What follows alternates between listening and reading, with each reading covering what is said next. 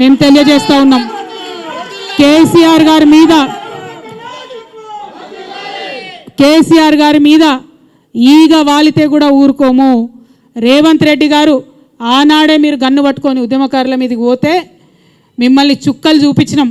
భయపడి తెలంగాణలో తిరగలేక మీరు గన్ను పట్టుకొని ఆనాడు తిరిగినరు.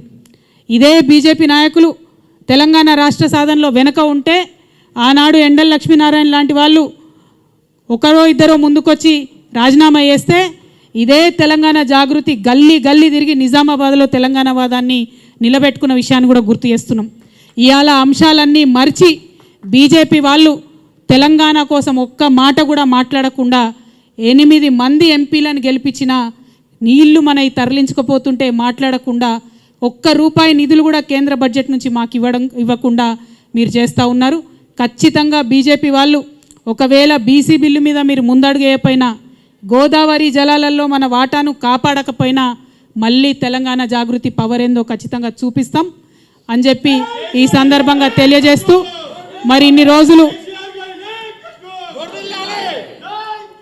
అనేకమైన అంశాల మీద పోరాటం చేసినటువంటి జాగృతి సంస్థ ఇంకా పెద్ద ఎత్తున విస్తరించుకొని తెలంగాణ ప్రజల దీవెనలతోని ముందుకు వెళ్తామని ఈ సందర్భంగా తెలియజేస్తూ మరి మేము కొత్త ఆఫీస్ ఇక్కడ ఏర్పాటు చేసుకున్న సందర్భంగా తెలంగాణ తల్లులందరి దీవెన కూడా మాకు ఉండాలని చెప్పి తెలంగాణ అన్నదమ్ములందరి యొక్క సహాయ సహకారాలు కూడా మాకు ఉండాలని చెప్పి మనస్ఫూర్తిగా నేను కోరుకుంటూ ఇంత పెద్ద ఎత్తున ఇక్కడికి వచ్చి మా ఆఫీస్ని సందర్శించి మాకు చేయూతనిచ్చినటువంటి మీడియా మిత్రులందరికీ కూడా మనస్ఫూర్తిగా నేను ధన్యవాదాలు తెలియజేస్తూ మరి మా మహాధర్నా యొక్క పోస్టర్ని కూడా ఇప్పుడు రిలీజ్ చేసుకుంటామని ఈ సందర్భంగా తెలియజేస్తున్నాను.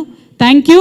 జై తెలంగాణ, జై జాగృతి, జై కేసీఆర్, జై తెలంగాణ.